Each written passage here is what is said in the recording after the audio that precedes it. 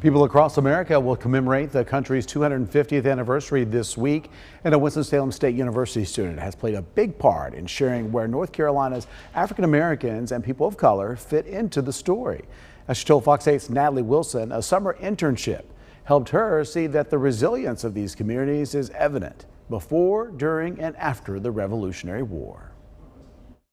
Olivia Cody, a senior teaching major at Winston-Salem State University, has a natural love for learning. I am a history person and I'm very interested in Black history. And for the longest, I would say to myself, I'm only interested in history where we are because we know everything about everything else, but where are we in the story? And this showed me that we are involved in every part of the American story, every part of history, we are there. Last summer, she explored that idea when she interned with the North Carolina Department of Natural and Cultural Resources.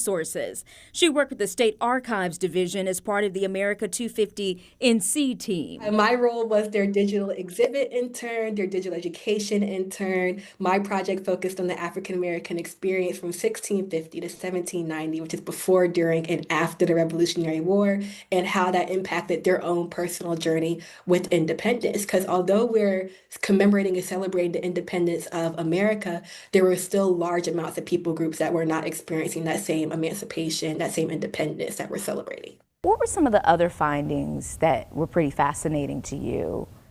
I really enjoyed learning about how resilient the enslaved people at the time were. Although there was every obstacle put up against them, there was every way, shape, and form, every law, every restriction, every boundary set up for them to not gain their emancipation, not gain their freedom. They still were able to accomplish that. And that's something that I really wanted to highlight. Including looking at the impact of people known as Maroons in North Carolina. Actually escaped from their plantation, escaped from their enslavers, and they actually hid in the swamp, in the watery areas, in the lowlands of North Carolina, and they actually created their own civilizations, their own cities and things like that.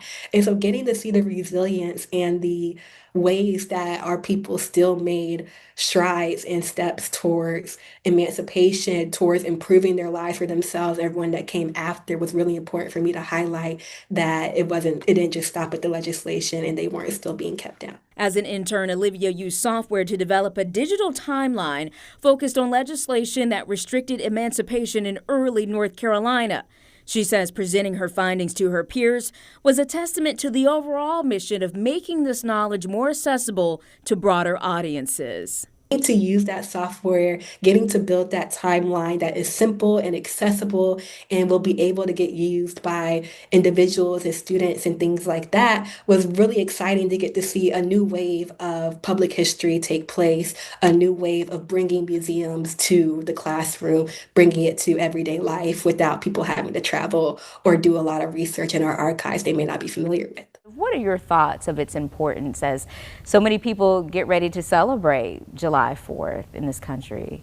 And I think it's very beautiful that the America 250 NC team has really placed their focus on telling everyone's stories within the American Revolution, whether that is enslaved people, free people of color, indigenous people, the women's movement at that time, things like that, and sharing everybody's perspective, everybody's story, and everybody's role in the revolution, because it wasn't just a select group of people. Although we're going to celebrate, I plan to celebrate, we're going to celebrate this time. It's also important to take a moment and recognize how many people did not see the same independence that we're celebrating in 1776 till much, much later.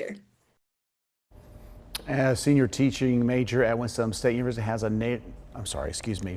along with creating the digital timeline, Olivia has created a 3-part instructional unit that meets the 7th and 8th grade North Carolina standard course of study. This allows educators to use it as a resource in the classroom.